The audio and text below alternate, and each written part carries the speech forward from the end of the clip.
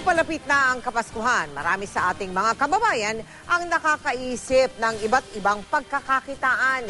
Nakatutok si Bernadette Reyes. Ngayong magpapasko, hindi kailangang puro palabas ang pera. Magandang panahon din ito para kumita.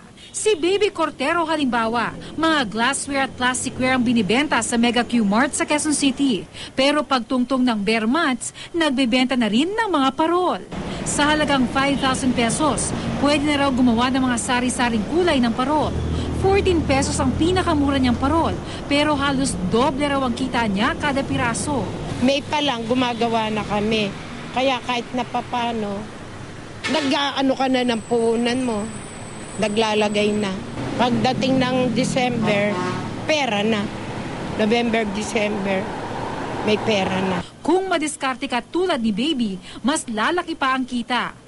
Buti yung kawayan, libre. Anim namin.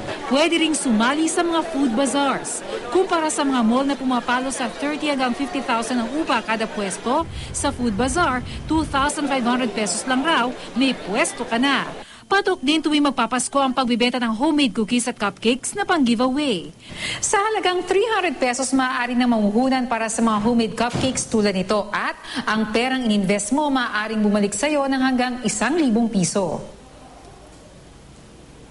Si Jenny dating nag-oopisina pero pinili na ngayong maging home baker.